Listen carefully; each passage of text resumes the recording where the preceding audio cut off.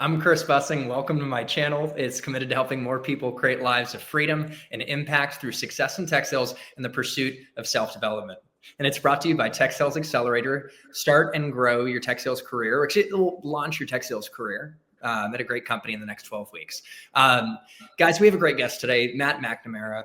This guy has been in tech sales for a while, one of the best companies in the world, IBM. He's had proven success. He's built an amazing YouTube channel, and that doesn't happen by accident when you're getting over 20,000+ subscribers. And we're going to dig into a day in the life of an SDR and what it takes to succeed. We're also going to talk about how to break into tech sales and in the ideal career path on this amazing tech sales journey. So make sure to give the like button a love tap, as I like to say, because the algorithm likes that too. And share this video with more people who can benefit from the message. And last but not least, take some notes. Listen to this a few times and apply the concept in action to create your own results and your own success. So let's get into it. Matt, thanks so much for being here. Yeah. How's the day going so far? It's going all right. It was better when I saw the dog below you. Yeah, yeah, Bella, she's my, here for emotional support. Cause as you know, cold selling and tech sales can be a grind. It's a roller coaster ride, isn't it? It can, but I'm doing good, man. I've been listening to you and been following you for a while. Glad we could finally connect. Thanks for having me on. Dude, such a privilege to have you. This was long overdue. And it's, we're connecting at an interesting time because I saw on a great post on LinkedIn that said you're looking for a change now, and you've been at it for a while. And just walk us through the whole context for someone who might not know what's going on. Yeah, so I've been at IBM for 3.5 years. Prior to IBM, I was working in the commercial real estate industry, selling like design, construction of office spaces. I did that for about 3 years. And then I stumbled upon one of Trent Dressel's videos when COVID hit. No way. And I was like, yeah, this is how I learned about tech sales. I had no idea what tech sales was. And I was like, all right, COVID hit, real estate kind of dried up. I got to find a way to get into tech. And full transparency, man, I completely lucked my way into the current role I have now. I sell IBM's top SaaS solution. It's a cybersecurity solution. I live in Philly. My territory is California. I've been doing it the past 3.5 years. It's by far the best job I've had ever. I really enjoyed it. And then we received the Slack message you never want to receive from your manager. Hey guys, we're a hybrid. We go in the office Tuesday, Wednesday, Thursday. Hey guys, you do not have to come into the office today. Look out for an invite from me individually to learn about what is in store for 2025. So we either thought we were getting laid off or there was going to be some sort of relocation to some sort of IBM office, hub office somewhere else. So luckily, it wasn't a layoff, but my team, the entire division, all 50 of us, have been asked to move to Austin, Texas. I have 30 days to decide if I want to make the move, and then after that, I have 30 more days to figure out if I could stay at IBM or not, or find a new job. And on March 12th, if I don't have a new job, I'll be out in the market, unemployed as a free agent. So a bit of a whirlwind the past couple of days. Like I mentioned to you, Chris, this job has been absolutely amazing, and I'm trying to find a similar job to this one elsewhere. So it's not the way I wanted to start 2025, being in the job market. I'm already 2 days into it, and it's a bit overwhelming. I'm sure we'll talk about that in a couple of minutes here, but best job I ever had, and I'm really lucky that I got into the spot I've been. Now it's time to find another job like this. So before diving into your IBM journey and talking about some of the benefits of working at a top company like that, walk us through the criteria for making the commitment or the decision to say, I'm going to, look elsewhere, because I think there's a lesson in this. Yeah, for me, and I'm like you, Chris, and all the other, tech guys on YouTube and stuff, I take my career super seriously. I would love to stay in this role and I would love to grow with IBM, but my friends and family are more important. And I'm never going to move for a job. I'm 31 now, man. I'm kind of planted here. My girlfriend's here. She's established here. My brother's having a kid soon. So I'm never going to move for a job. It's unfortunate, but maybe if I was a bit younger, right out of college, yeah, I would definitely make the move to Austin. Austin is 100% a better city than Philadelphia, from what I hear. But I'm not going to move for a job. So now I'm in the job market looking for roles either remotely or hybrid in the Philadelphia area. And unfortunately, it's probably going to be hard to find something really, really good. It's going to take me some time. And I'm a super frugal person. I've given myself a long leeway or a long runway to make sure I'm finding the right position for me. But Philadelphia is not the tech hub that Austin is, certainly. So, but yeah, I'm not uprooting my life for a job ever. That's just my stance. But I'd have coworkers that are, making the move. So it's funny. I'm 31 too, so we're the same age. Same age, yeah. And the way you approach this decision resonates so deeply with me because I made the mistake to chase a glitzy job and compromise my community. Back when I was at Google Cloud, I was in an inside sales role. And it's so funny, a similar thing happened to me. They sat us down and said, we're eliminating the inside sales org. You have X amount of time to work with our mobility team to find a new role. Yeah. Now, fortunately, as an inside seller, I built a good network with the field team. The field's SAs or customer engineers, as we'd call them at the time, the field manager that I aligned to. I had set great meetings for him, and I was able to network and make it happen to get a field role. And I was so excited for that. It meant I would leave Austin, where I'd built such a community, had all these friends and planted roots, to go to LA. And now I have a YouTube channel. I've been doing this now for about 3 years. Yes. And I had stars in my eyes. I'm going to make it big. I'm going to blow up, which didn't quite happen. Yeah. But in LA, I took a shot. But in doing that, something called the pandemic happened. Long story short, I arrived with, crickets in the airport, no people around. I fell into a rock bottom depression, man. And I won't get into more detail than that. But it was just such a good lesson that, going through that depression, I realized the importance of community and that I would never compromise my community again. And in your case, having your family there. So just to emphasize the point you made. So we're going to talk about your criteria now for the companies that you're going to be looking at. And I'm sure you're going to be choosy. You deserve the best. We all do. But let's go back to getting into IBM and that journey real quick. So you said you lucked out. I noticed that getting into IBM. Did you just have a warm connection and you didn't even know what you're stumbling into? Like, how did you actually get in IBM? When I say I lucked out, I did what I tell people not to do on my YouTube channel. And I know you tell people the same thing. If you apply online, it's a black hole. Yeah. I aimlessly saw this role that was in Philadelphia for IBM. I'm like, oh, IBM. I know IBM. I applied. A week later, I had a conversation with someone in recruiting. It went okay. I didn't think I was going to hear back. And then my hiring manager contacted me. I'm like, oh, cool. I have an interview with a hiring manager at IBM. Had that conversation. During that conversation, he offered me the job. So it was basically, Chris, one round. I guess he really liked me, and I got the role.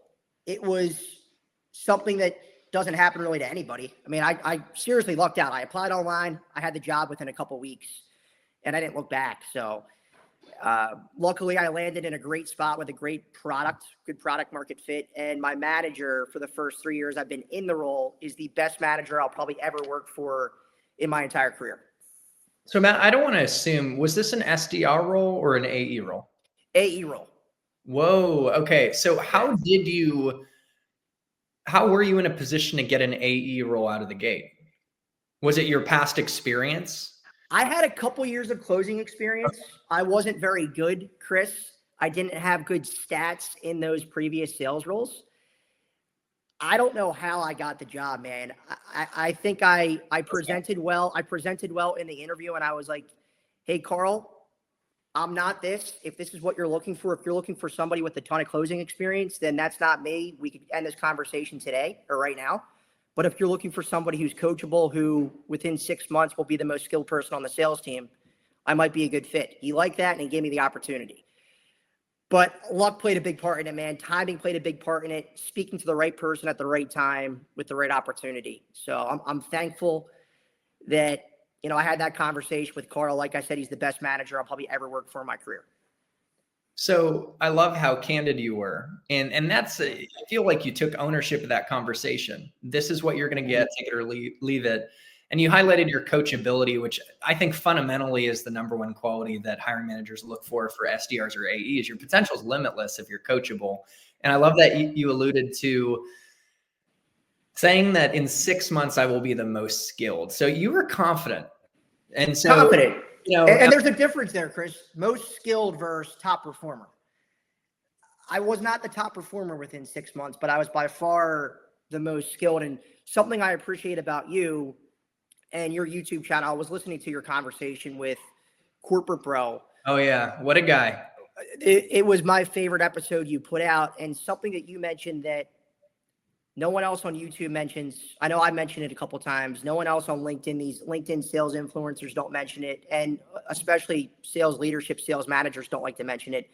But so much of your success is out of your control in a sales role. It's the 3 T's you talked about it, Chris: territory, timing, talent. If you're given the worst territory and you're a talented rep, you're probably not going to sell in the short term. It's probably going to take you a long time to build that territory up where you're closing deals. If you're a bad rep given the best territory with timing, you might make President's Club. Yeah. Yep. So I can't guarantee that I'm going to be the top salesperson because I have no idea what my territory looks like, what my accounts are going to look like in my next role. But within 6 to 9 months, when I'm in these interviews coming up with hiring managers, I'm going to let them know, hey, you're not going to find somebody else out there who's going to invest more in their sales career than me, who's going to go out and pay a ton of money for sales coaching to be an enterprise account executive, who's going to, do objection handling index cards every single day before work, before I hop on the phone and make cold calls. Read books. Like, that's the things that separate, the good from the great and the lucky from the people who make it happen. But yeah, man.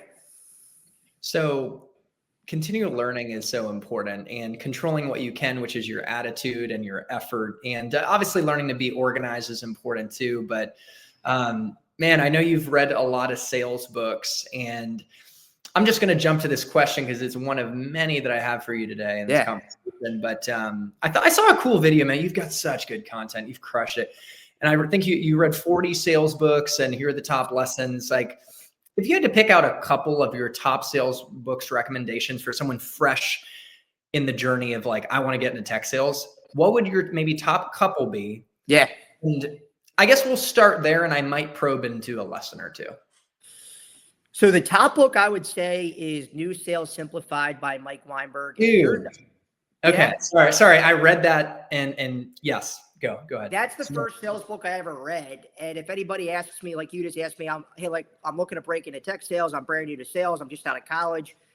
I would read that book. I think that book has a lot of the foundational parts you need to be successful, from prospecting all the way to leading meetings, setting agendas, closing. That would be number one.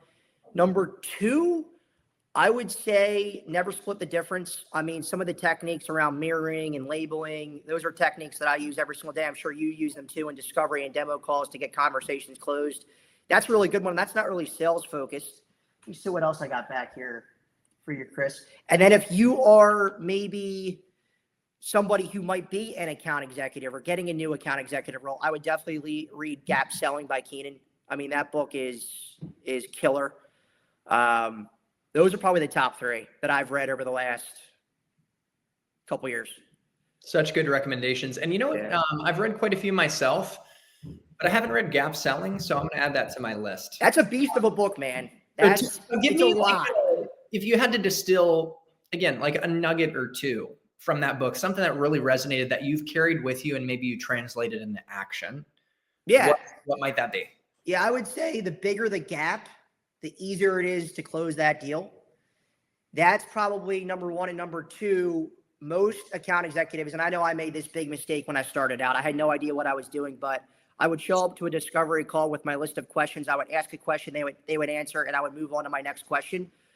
I wasn't asking any follow-up questions to peel back that onion, to really understand the issue in its full depth and understand the impact of who else is really feeling that pain across the organization. That's a big major lesson in that Gap Selling book. Yeah. Okay. I'm thinking of a customer interaction I had recently with an ed tech company, and they're like, "Oh, we're implementing Databricks." And I said, oh, by when? Databricks, yeah. Okay, cool. By when do you need to do that? Is there any compelling event that you're working towards? Oh, by July 7th, it's back to school. Okay. What happens if you don't get implemented by then? These heads are going to roll, right? And so first of all, that's really emotional. Now, I'm in a cloud consultancy. We do a lot of things, and there were other things I was like it was a call where I was catching like the breadth of all the potential opportunities. So I didn't go deeper, and I probably should have, and I will in the future for like, oh, what does that look like? Heads rolling. Like, yeah. I think to your point, just going a little deeper is an important skill. And if these people, everyone tuning in who's starting their career in tech sales can learn how to go deep sooner than later, it's going to be valuable. Because I think early in my career, I just had a lot of like stopping at superficial, like first question, you know? And it's hard, man. Cause like you're trying to take notes. Yeah. And you're trying to actively listen, and you have your manager Slack, and you have your sales engineer Slack, and you ask this question. It's hard to stay locked in and focused on the conversation. So I recommend, if you guys can, if you're using any sort of tool like Gong, use it, or record the conversation so you get to stay active in it, and then go back, watch it, and take notes after. So great nugget, by the way. And there, I met a CEO of a company called Sybil AI. Okay. They're Series A. And so I work with a range of startups and bigger companies as well. And dude, they're building the Jarvis for salespeople. And you probably heard that, an AI assistant. And it'll even like update the CRM for you based on notes from calls. God. And dude, it's like, it's amazing where technology is going. And I'm going to have that guy on actually in February, and I'll post it. But we need it, Chris, because we spend more time inputting notes into Salesforce than actually selling. Dude, it's the bane of my existence and a lot of our existence, but you better believe leadership needs that info to report up the chain, your data with all the other teammates. So, dude, this conversation is too fun because we can talk about so many things, but I'm going to hit randomly on like AI and technology, just high level thoughts. Like, do you think AI is going to make the SDR role extinct? This is a hot topic. I mean, this is a bit of a hot take. I've mentioned this on previous YouTube videos on the channel that I think in 5 years, maybe 7 years, I think cold calling is going to be dead. I don't think you're going to be picking this thing up to call somebody random. And the reason I think that, Chris, I think AI is going to have a big part of that, but I think the people who are going to get into decision-making roles at companies are going to be people our age. And I don't know about you, man, but I'm not really receptive. Well, I'm receptive to a cold call because I make cold calls and I, feel for all salespeople out there doing it. But most people our age are not receptive to cold outreach. How we buy, that's not how we buy. We buy based on social media. We buy based on referrals. We buy based on doing our own research online, on YouTube, whatever it is. And then we want to contact a salesperson or contact a company. And most people don't even want to talk to a salesperson whatsoever. But I do think cold calling will be dead. And I think AI can potentially have an impact on that. We'll have to wait and see, man. I mean, people have been saying cold calling is going to be dead for a while. It hasn't. But I do think in the next 5 to 7 years, it's going to be on its deathbed. Yeah, well, until it dies, we are going to talk about cold calling today in a little bit. Yeah. You know what? And speak on the AI topic, I realized like cold emailing today is almost like an advertisement and marketing, like warming up the prospect to say, hey, I'm here. I'm here to support. I help customers like you solve this problem, achieve this outcome, however you want to frame it. Maybe a simple interest-based call to action, and you kind of warm them up over time with follow-ups. But it seems like the cold call is the ultimate tool to interrupt someone's day and create an opportunity from nothing. And so I do love the power of it. Obviously, in person is powerful, and referrals, that's the ultimate shortcut to getting a meeting. You borrow the trust of someone else. Dude, you don't even have to offer value. I mean, you might want to give the person referring you a nugget to share or a hook. But any thoughts on like the channels that are most effective for you as an account executive to get meetings? Yeah. The biggest channel for me, Chris, has been business partners. 90% of my business over the last, I would say 2.5 years, because I've been in the role 3.5 years, I've built up relationships with business partners to the point where they send me the majority of their customers. So they're setting up meetings for me. Yeah. It's an inbound lead. It's people who have active pain for my product. And because of that, the conversations are super easy. and the close rate is super high. I'm not having to build pain for a prospect. They have active pain. They have a problem they have that they think I could solve. And somebody they trust, who they've been working with for a while, has asked to meet with me. So 90% of my business over the last 2.5 years has come through business partners. And that's been the best part of my job, Chris. Let's go. Is that I, thankfully, and I've talked about this on my YouTube channel, I don't have to rely on cold calling and cold emailing to get my business. At this point, I have 20 plus people out there basically cold calling for me, getting clients, and then bringing them to me when the time is right. So that's been the best part of the job. That is a huge part of modern sales and tech is like ecosystem partnerships. Yep. And now for me, I'm in a cloud consultancy that optimizes AWS, Google Cloud, Azure, and some of the SaaS ISVs. And so what that would look like, what you described, is I have a good relationship with Mike over at AWS, and he has a customer that's looking at migrating from on-premise to AWS, and he's kind of qualified it. And now, they don't have the expertise in-house. And there's a program called the Migration Acceleration Program that funds partners. He brings me in warm intro. And so to your point, that's a big part of what I do. What does that look like for you on the IBM side? Is it like what type of partner is bringing you the opportunity? Yeah, so my biggest partner is Verizon. So we do a lot of work with Verizon, AT&T, T-Mobile, CDW, SHI, Insider, a couple big ones. But for example, Verizon will sell a lot of iPhone, Android devices to a large company. My software works in conjunction with Verizon, where we could get these devices set up and secured nicely for the customer. Yep. So Verizon will bring me into the conversation. I'll lead the discovery conversation. Typically, the first half is discovery. The second half of that conversation will be the demo. If it's a larger customer, we might do a trial, a proof of concept. And typically, we can get these conversations closed pretty quickly within a couple weeks to 3 months. If it's a larger opportunity, like the biggest one we closed recently was almost 300K, and that one took 10 months. Just depends on the opportunity and all the multi-threading into the different parts of the business. But Verizon will just bring us in. It's a warm lead. Like I was mentioning before, Chris, they have active pain. They have a problem that we could solve. So the conversation goes pretty good compared to an outbound conversation where they might not have pain. It's a nice life selling at IBM, and it reminds me of my Oracle days as well. And so in terms of the benefits of a current IBM for someone who's new to tech sales, in addition to the great brand, everyone knows IBM, it's a trusted brand, the partner ecosystem where you can get qualified inbound leads that have a higher probability of closing. What other benefits are there for, let's say, a new aspiring seller breaking into tech sales? I think you already mentioned it, Chris. It's the big name on the resume. I think, and maybe we could talk about this, and I might go on a bit of a rant here. Yeah. There's a lot of great, I know you worked at Google. I think you said you worked at Oracle as well. Yep. There's a lot of great companies out there, but like Google's an amazing company. Oracle's an amazing company. IBM is an amazing company, but there's not a lot of great sales roles out there.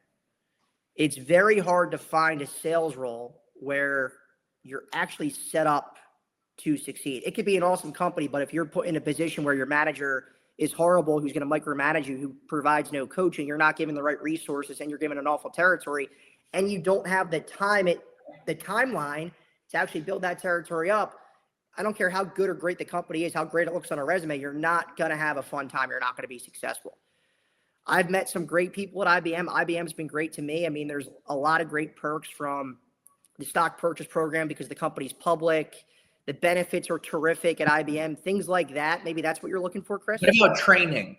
How's the training program? Did you, wait, hold on. You started as an AE.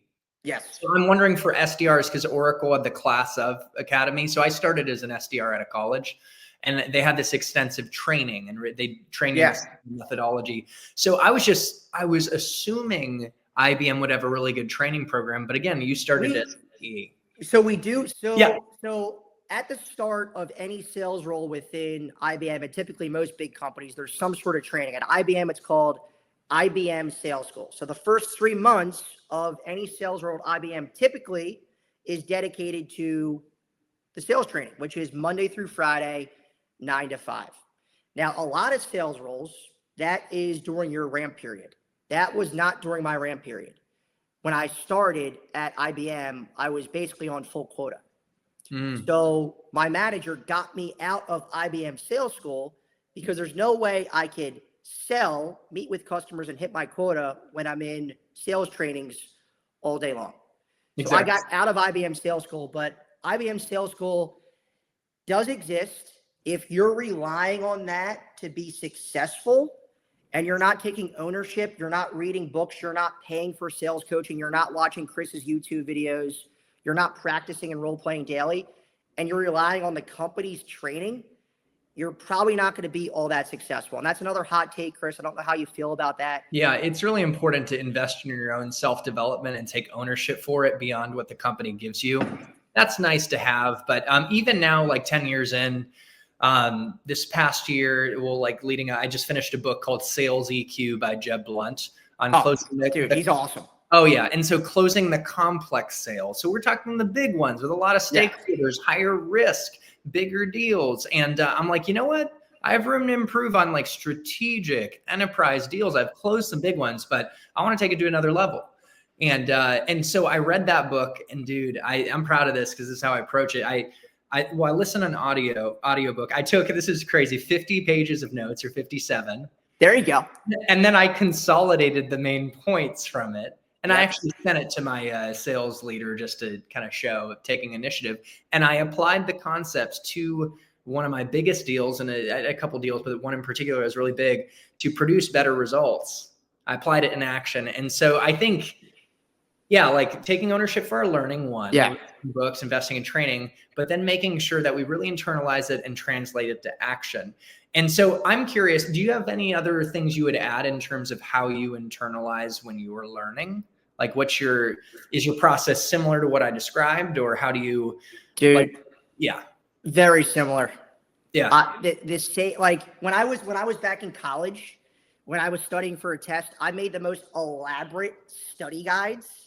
And Chris, if you could have seen the demo and discovery study guides I created for my current role when I first started, dude, they were like 5-7 pages, different color fonts and instructions all over the place. And I just go through that. I was going through that every single day. I was in the demo every single day. I was role playing every single day. And, over time, all that stuff builds up. But I'm the same as you, Chris. Like I create, a big thing, and then I trickle it down, and over time, hopefully it helps. You know what? I had another good guest, Marcus Chan. Have you ever heard of him? Yeah. So we just did a podcast last week, and he said that when he was in sales, like first of all, his first year he sucked, but then he like turned it around and crushed it. And I think, real quick, didn't you struggle at first, but then you like turned it around? So we should talk about that in a bit. Oh my God. But okay, so we'll talk about that in a bit. And I've had my tough years too. Let's be real, it's sales, right? Yeah. And you can never let that hold you back. Like you just keep going. So, but Marcus described driving in the car to work, and he would role play with himself cold calls where he would literally do different tones of voice for the prospect and himself. Wow. So it sounded like a schizophrenic person. Like, I wasn't doing that, but I'll take that. I'll take that tip. Yeah. So I've never done that, but like sometimes I talk to myself a little bit, but and I'll walk through presentations, and I'm like kind of role playing myself, and then also with like my solution architect. But let's talk about just real quick the importance of role playing specifically, because that's like a specific aspect of preparing, just like a baseball player takes hacks in the batting cage for skills. And so how do you role play? Do you find a buddy, like a peer to work with? How do you do it? At the start, I just posted on LinkedIn, and this was in my first sales role. Hey, does anyone want to get better in role play? And I had so many people hit me up because I was having trouble getting people in my current role to role play. We're in the office 3 days a week. Why don't we sit down for 30 minutes and role play some objections, or role play how to kick off the call the right way, or how to close the call the right way? So if you're having issues finding people to do that with, make a post on LinkedIn. You'll get hit up by a lot of people who are willing to do it. Yeah. But you got to do it. Yeah. So Chris, this is like sports. Absolutely. What I love is that in sales, we're corporate athletes, just Yeah. like being an athlete who is a professional doer, sales is a performance art, and it's fun to sharpen the saw. And ultimately, I think the best way to learn, man, is you get on the bike and ride. Yep. You fall off, scrape, you keep going.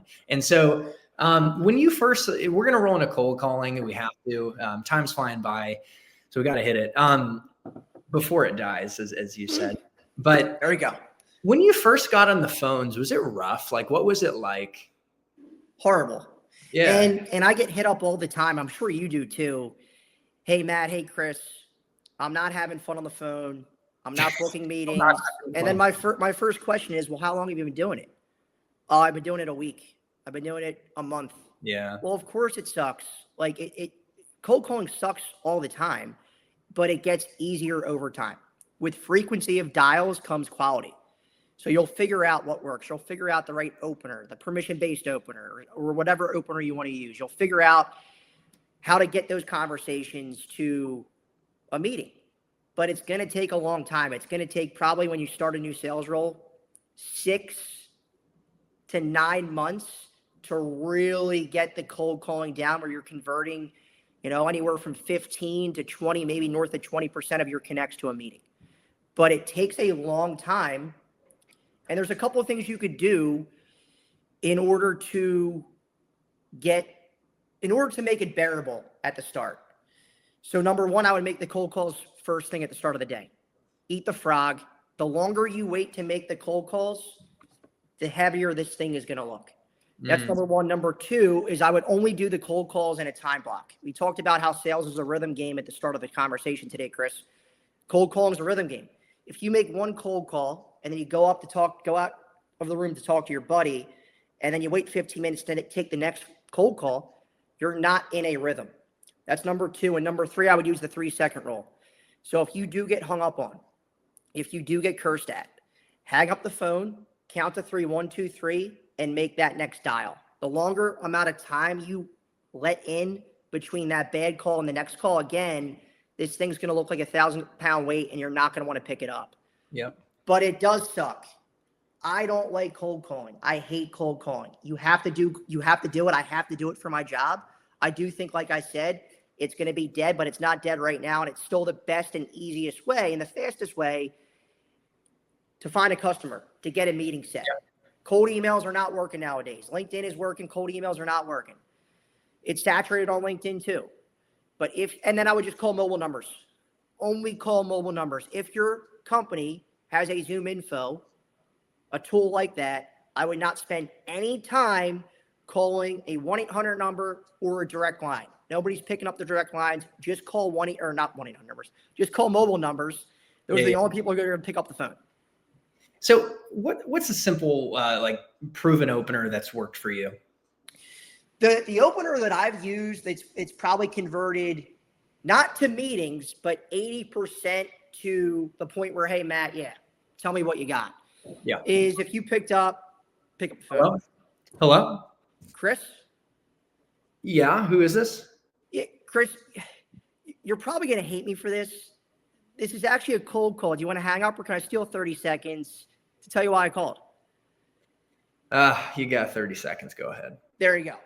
So I've used that one probably the most, and it might not be your style. It might not be someone's style listening, but I A/B tested a lot of different openers, and for some odd reason, that's the one that converted the most, connects to me being able to get into the reason for the call, to see if they have a problem that I can potentially solve. And if they do, hey, would you be opposed to connecting on this when I'm not cold calling you completely out of the blue, like ending the call with a note-oriented question. But I'm a big proponent of the permission-based opener. I know the permission-based opener, the PBO, has gotten some hate on LinkedIn from a lot of sales influencers, but you got to find what works for you. A/B test different openers. A/B test different reasons why for the call, and A/B test different closes. And over time, you'll find what works for you. But it's going to take some time, especially if you're just getting started. Yeah, I appreciate that you A/B tested for us, though. And anyone out there could use what you just delivered and be successful. I like the permission-based opener too. And it's respectful. It puts them in control. They feel good. You feel good about it. The way you're and it opens up an opportunity to have undivided attention. Well, Chris, that's what I was going to say. Because if you just pick up the phone and I say, hey, I'm Matt with IBM, the reason for the call, you're like, who the heck is this? And I don't have your undivided attention. Yeah. But with the PBO, I know for at least 30 seconds or a minute, whatever it is, you stopped what you're doing and you're listening. And I think that's the biggest advantage of opening the call that way. And we have to acknowledge that how you say it matters. And you had a great tone, dude. You were real and you were calm. You weren't rushed or like high pitched, like, hey, this is Matt. You know, there's certain things in terms of tone and speed of pacing that can cause like subconsciously just red flags to go off in the mind. Yeah. You know Ronan? Who is it? Oh, Ronan. You had some major videos with him. Dude, you got to get him on the podcast, man. I need to. He's incredible at cold calling, and most of the videos that he's hopped in on the channel, the focus was actually tonality and pacing. Okay. And he always says it's not about the words you say, it's about how you deliver it, how you say it. Yeah. Biggest piece of advice from him, and you just mentioned it. Dude, thanks for mentioning that, because I was thinking about him, and I'll mention that I'm buddies with Matt, and that'll help me get there. You go. But now when it comes, and Bella's kind of here to, because she's there you go, puppy. When it comes to framing why you're calling and you get the undivided attention, what's your framework that works for you? Typically, the framework that's worked for me the most, Chris, is going into it with either 3 challenges that person might have or 3 priorities they might have. Yep. And then seeing if any of those resonate. Cool. That's the one that has worked the most for me. I know that Ronan, I've learned a lot from Ronan over the cold calls, like I mentioned. I know that he's not a fan of that whatsoever. He's more of a fan of being a bit more, he's like 3 options, 3 priorities, 3 challenges is a lot for somebody to handle, especially at the start of a cold call. And he's more just focused on one closed-ended question at a time. That's going to be something in my next role. I haven't implemented that, so I can't speak to it specifically, but that's something that I'm going to implement in my next role and see how it works. Yeah. But I do like your approach, and I've had some other guests who mentioned just bringing up priorities and challenges and seeing if it resonates. And if it doesn't, you know, you can probe and be curious and say, oh, I'm curious, what is more of a priority? Now, how do you do it, Chris, typically? How do I do it? What's your framework? I'm specifically calling you because we work with other manufacturing companies in your space. Let's say at a similar size, like mid-market manufacturing companies, like name drop, to reduce their. I'm actually making this up, but like time to detect defects on their for, let's say, for XYZ process by this amount. So maybe like a business outcome. I'm curious, and like, why does that matter? So I'm keeping it really fluffy right now. No. Yeah. I follow you. And so you mentioned that, and I'm curious, how are you managing XYZ process today? And so it is, Josh Braun talks about his poke the bear methodology, which is you bring up like he calls it a hairy, expensive problem or some business problem that's relevant, and ask them an open-ended question. So I do that. And I will say candidly, man, I'm really good at highly personalized, relevant cold emails. And I get through my network and ecosystem partners. So I made like 5 cold calls today, but I don't do a lot of it. And that's the reality. Yeah.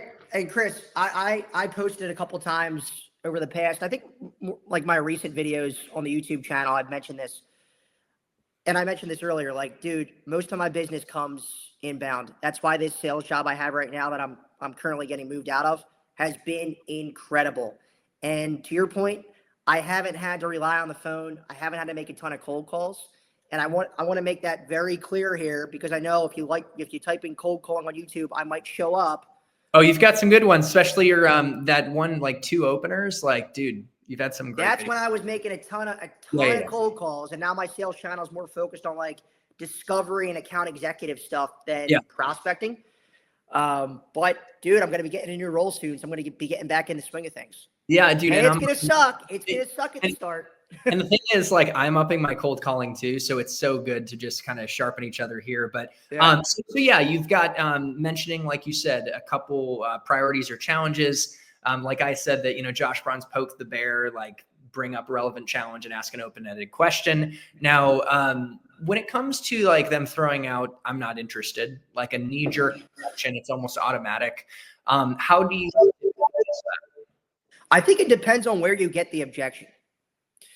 So if you get that objection at the very start of the cold call, like you pick up and you know right away that this is a salesperson cold calling me completely out of the blue, and you hit me with, hey, Matt, I'm not interested. I might say something like, Chris, you probably think I'm going to try to sell you something you have no need for whatsoever. So I might use an accusation audit from Chris Voss to try to get that person on my side. However, getting not interested at the very start of a cold call, in my opinion, is nearly impossible to overcome. It's hard. That's probably not going to help. But if I get to my pitch or the reason for the call, and the person comes back and they say, hey, Matt, we're not interested, I might say, oh, it sounds like I completely butchered this pitch here. Because the reason I'm doing that is not interested can mean a whole lot of different things. It can mean we don't have the budget. It can mean we already have a vendor in place. It can mean all these different things, because not interested, I don't really know what that means unless I kind of dig a little bit deeper and use something like a label to tease out what that real reason is, real reason why they don't want to continue the conversation.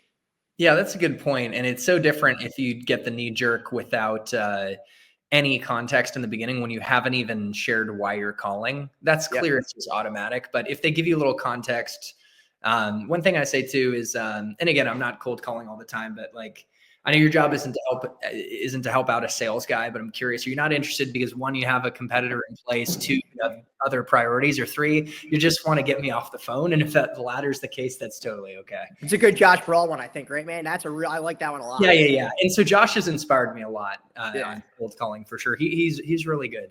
But so now, just to wrap up cold calling, how do you book the meeting? If you found like a little hook and a reason to set the meeting, how do you typically approach setting the meeting?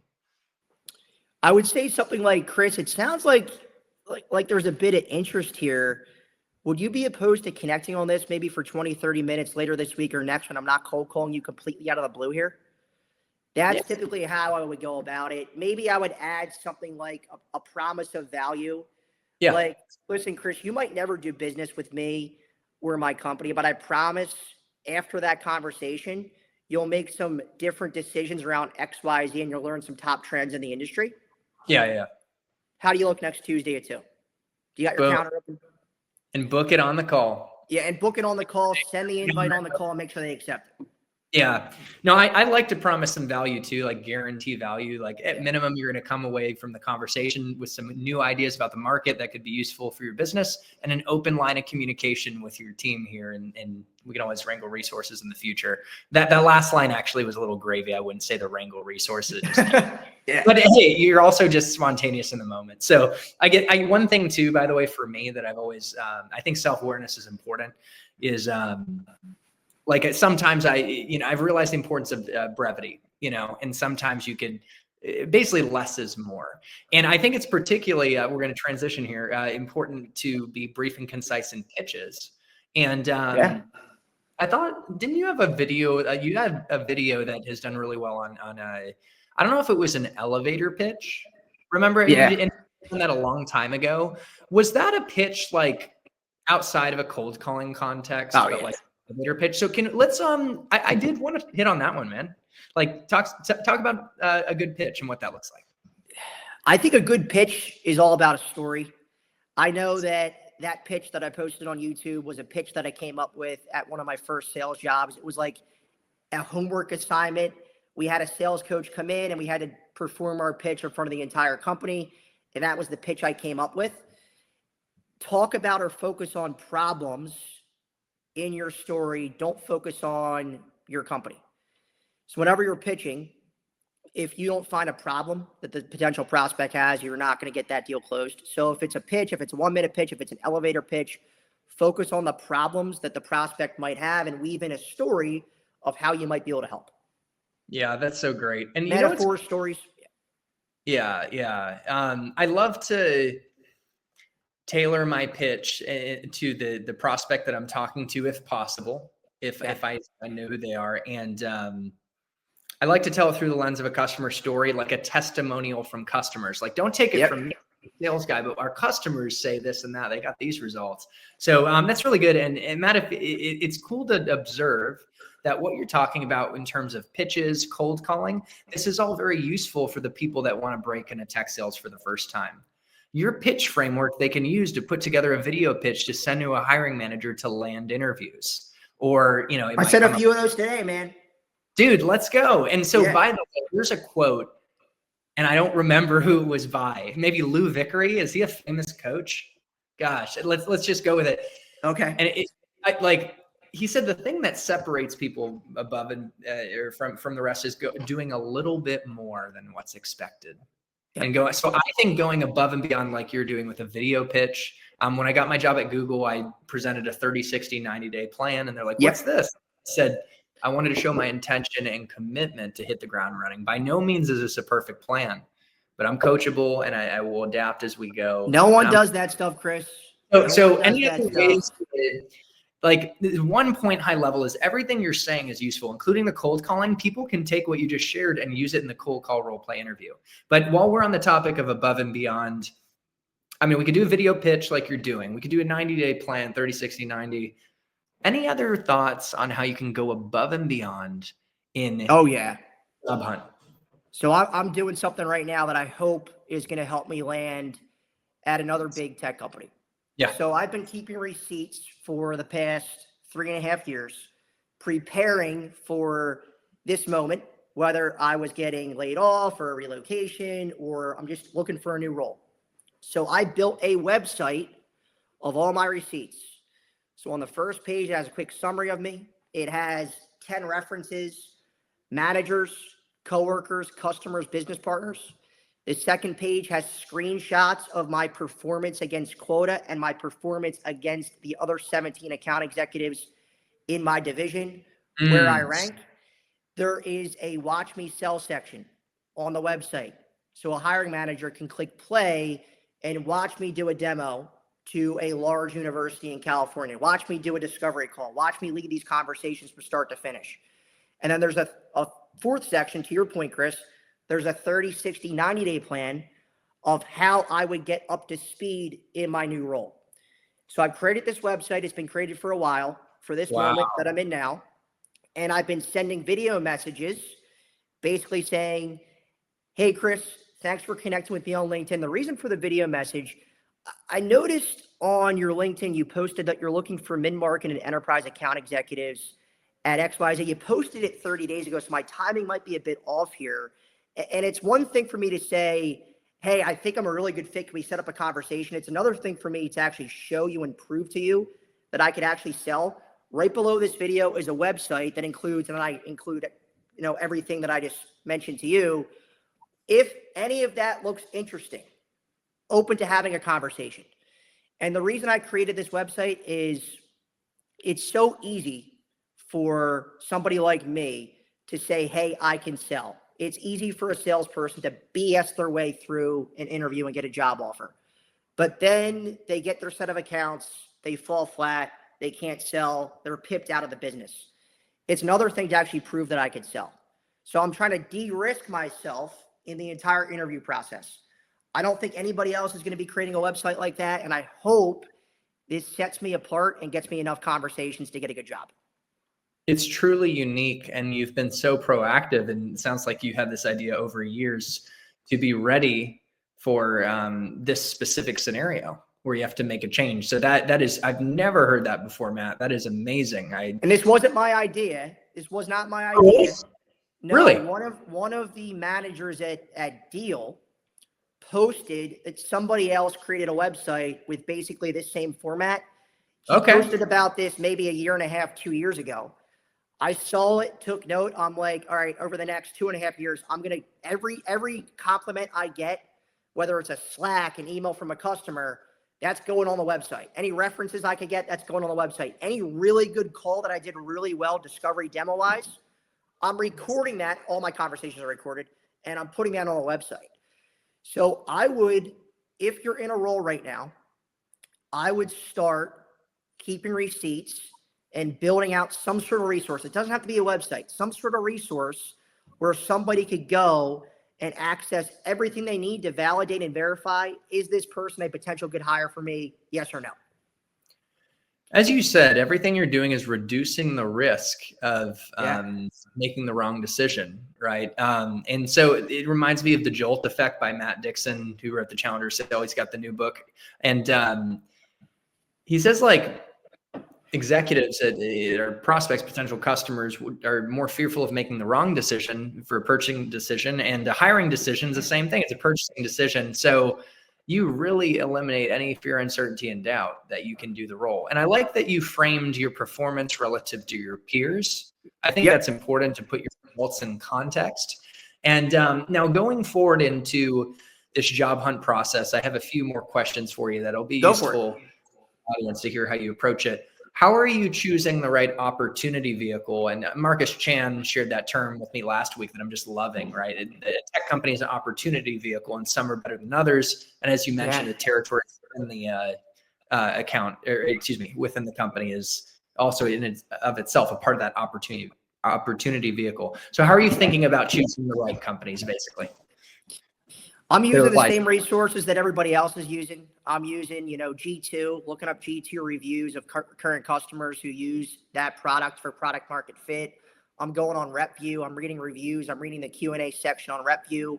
I am connecting with current reps at big tech companies that I'm targeting. Like, I have a list of maybe 10 to 20 companies that I'm targeting right now to try to get conversations set up. So I might hit up somebody at Databricks that I'm connected with. Hey, Chris, any chance we could connect for 15 minutes on Friday? Saw an opportunity in the Philly market. Wanted to run some questions by you. So I'm doing a lot of that to try to really understand, is this a good opportunity or not? Because most salespeople are going to give it to you bluntly if you should be investing time into this. So I am trying to do as much research as possible and as much vetting as possible.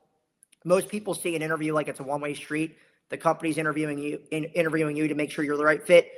It's a two-way street. We have to do our due diligence and make sure if they're going to bring me on, I actually have a chance to be successful. And that's a big mistake, Chris, that I made early on in my career. Like, if you go on my LinkedIn, I hopped from job to job to job, dead-end job to dead-end job to dead-end job, because I wasn't doing the right research and due diligence to make sure, if I get this role, what does the promotion process look like? How soon can I promote from an SDR to an account executive? If I get this job, how does this job impact where I want to be 5 years from now? So I wasn't doing any of that early on in my sales career. And that's probably the biggest mistake I made outside of not investing in myself. But I would say just a lot of conversations with people like you, leading on my network. I said at the start of the video, I'm a super frugal guy. I don't really spend any money. My expenses are super low, which I'm fortunate for. Good for you. So I have a long runway ahead of me where I could be out of work for a very long time, which is good. I want to make sure I'm making the right decision. See, to impact me the next 5 years. That's so important, to give yourself the financial cushion to not make decisions from a place of desperation, but to choose with intention when it comes to like change. I have a mentor who is a retired CEO of a bank, and like pretty good, probably mid-market enterprise bank. Okay. And he told me a story where he got fired, and then he jumped to the first role, and he regretted it. It was horrible. And eventually he found another. But I think that's so key, man. So that's a good lesson for the audience. Like, once you get into tech sales, like, you're going to make more money, but the key is, are you frugal? And that's going to determine whether you build wealth, because you could just spend more and you're not going to lifestyle creep, man. The more you make, the more you spend. It's horrible. I've seen a lot of people do that in this industry. And I want to get in here. Yeah. Sorry, Chris. No, you go ahead. Cause I had my brain jump to something, but anything. No, go for it. I forget what I was going to say. So are you gonna apply to Databricks? I'm trying. Okay, dude, So, My buddy Andy is making $2.3 million this year, and he says he's going to make 20 million in equity when they IPO. And like Nancy Pelosi invested in them, so that's a good sign. So, dude, this guy now he crushed it at Google doing like 9-figure deals, but Databricks is unreal, and so many people from Google Cloud went to Databricks. So I definitely want to connect you with Andy, dude. This holy guy, crap, man. dude, he's a beast. I had him on the podcast too, and so that one, dude, is an How amazing. old is he? So he is a little older than us. He's like a sales philosopher, and he treats his, he talks about multi-step thinking because he closes these massive deals. And like with Databricks, the monster deals he's closed so far, he'll find like one line of business and a specific use case and maybe the data team and win a POC, and then he'll expand to another team. And it just, he's very strategic. He also has a crazy story of overcoming addiction. And it's interesting. Like I gave up, just to be vulnerable. I gave up drinking, dude. And it's funny. And I've had my own challenges, but a lot of people that struggle with like that type of stuff crush it in sales. Yeah. Funny. Yeah. But hey, we'll talk one off. I had to bring that up, man. But that's an opportunity vehicle, as I said before. That's a good one. There's many more. So we should talk. Just to round out, because I know technically we hit about an hour. Thanks for the time, man. And we'll do more, but maybe a couple more questions. As you head into interviews, I mean, I love how you landed your first gig, dude. You took charge of the conversation. You were real. But any other thoughts in terms of how you will execute your interviews going forward? Like, what's your approach to maximize these interview opportunities? Yeah, if I get an interview at one of the target companies like a Databricks, to your point, I'm going to create a detailed 30, 60, 90. I'm going to create a detailed sales plan. And I've talked about this on my YouTube channel. I have a template out there too. It's free. I'll create that and I'll send that to the hiring manager prior to the conversation. And the goal of that is hopefully that kind of puts me in charge of the conversation, takes lead of the conversation, impresses them from the start. And the focus of the conversation then could be, hey, Matt, can you walk me through this in a bit more detail, what your thought process is, how you're going to get up to speed, how you're going to learn data and AI, because that's something that I don't know right now. But every target company will get some sort of detailed sales plan specific for them. Hopefully will set me apart. And yeah. Love it. And do you like, obviously you got to bring good questions, so you'll have your questions ready. Oh yeah. Like, do you have any questions for me? And how do you close in interviews? And obviously you could have you could have a final close when you're at the whole end of the process, or you could have like one where it's a first round interview going to the next steps. But so I acknowledge it can be different stages. But I would just say close. Yeah, I would say, Chris, based on our conversation today, is there anything holding you back, anything you're weary of that I mentioned or about my experience that would prevent you from moving me forward in the interview process? I would say something like that. I mean, you have to close out the interview. This is a sales interview. It's a sales job. You're closing yourself. If you leave that interview without trying to book the next step, you're probably not going to move on to the next step, or you shouldn't, because it's a sales interview and you're trying to close it. And if they do come back and they have objections, you want to know that, right? And you could handle them head on. So you got to close it out. So based on today's conversation, based on what you learned about me, is there anything holding you back from continuing me in the process? Absolutely. And so what does the next step look like? And if they come back and they're kind of wishy-washy, yeah, we have some conversations with other candidates. And Chris, I've been doing this a long time. And typically when folks like you tell me they have interviews with other candidates, something was amiss during the conversation. What's the deal? Like I would just be blunt and going for the kill. So, dude, perfect, you can't leave the conversation without the next step booked. No, you can't. We're going for a closing role. Even if you're an SDR, like there's many flavors of closing, like incremental commitments, like booking the meeting is closing. And like we talked about, book it on the call. So get the calendar invite accepted. Boom. So we'll close the books on talking about interviewing, just to round out with maybe my final two questions. And this is more so for folks starting out as an SDR, how to be successful. One, I'll just tell you, is day in the life of the SDR. And then two is just some high level tips on how to, get promoted to account executive. It really hit the ground running as an SDR and set yourself up to really join that 6-figure earners club. So what is, I know you're account executive and a seasoned account executive, but what is a typical day in the life for a newbie SDR? Typical day in the life, I would say the day starts around 8 to 9. You're probably emptying. I would try to get my inbox to 0 because there's probably opportunities or people emailing you back from the night before. So I want to get that down to 0. Maybe start making cold calls, but 9 to 10, maybe first cold call block of the day. The only thing I'm doing in that time is making cold calls.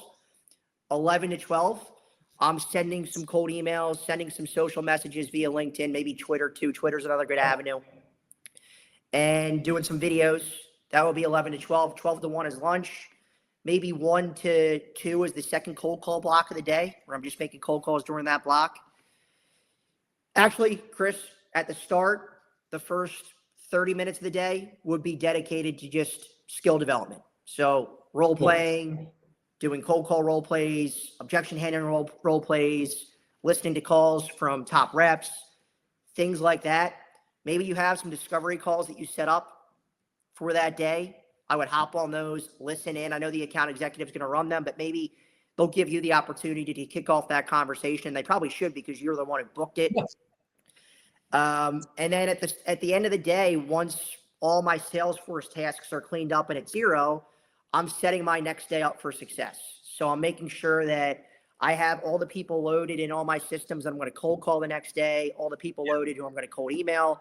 That way I'm not spending any time tomorrow figuring out who I should be connecting with, reaching out to, all that good stuff.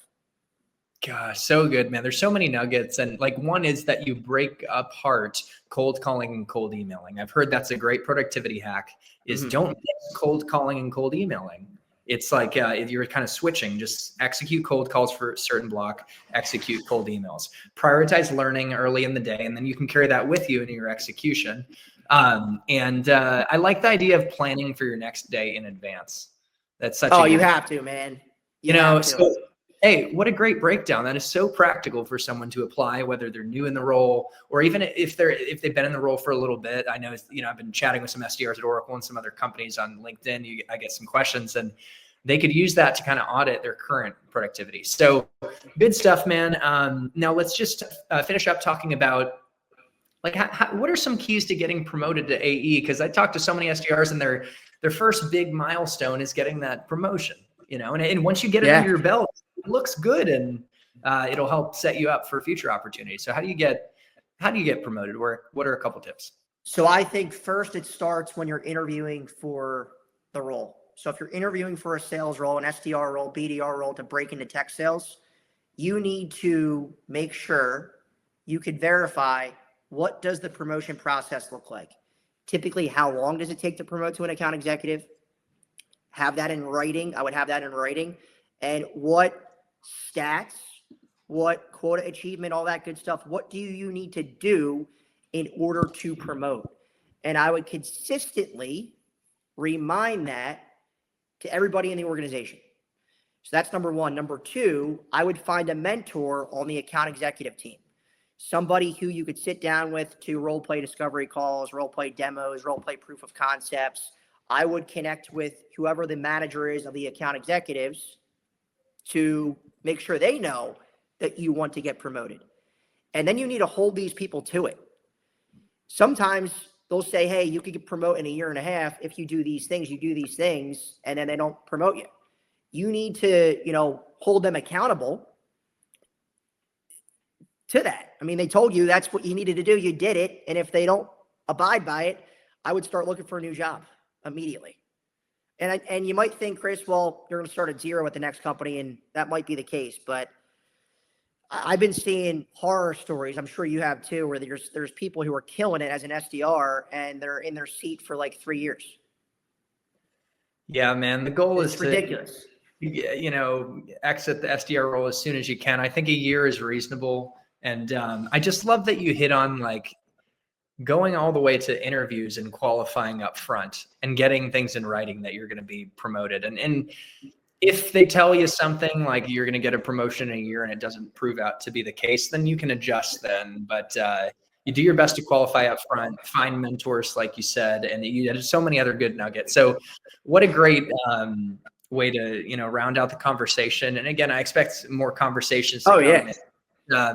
You know, much respect for the channel that you've built, how much you contribute to people to help them succeed in their own careers. Like, you make such a big impact, dude. And I love So do watching you, your man. myself. So it's fun. We finally connected to begin to light the spark of this bromance. I look forward to you coming to Austin, and definitely we'll talk about opportunities as you navigate to your next one. Any final words of encouragement to the audience as we tie a bow in the conversation? Yeah, because I think most people, to your point, Chris, it sounds like most people are trying to break into tech sales, right? Yeah, and you know what? We do have SDRs looking to get promoted. I think most of my audience is 20 to 30 somethings, and they're early in the tech sales journey for sure. Yeah, it's hard, and you might get a role at a great company. We've already talked about this, but if you're not given the right territory with the right time within your accounts, it might not work out for you. That does not mean you're a bad seller. That just means you were put in a bad situation, a situation where you had no chance to be successful. You will find the right role. It might take some time. It might take 6 to 9 months, but if you consistently put in the work will take care of you. If you're actively prospecting for jobs, if you're cold calling hiring managers, if you're sending LinkedIn video messages, if you're creating 30, 60, 90-day plans, no one else is doing that. And eventually you will get lucky and you'll land in a role like I did, where I was given the best territory in my division and I was very successful. It just might take time. So be patient. Don't be too hard on yourself.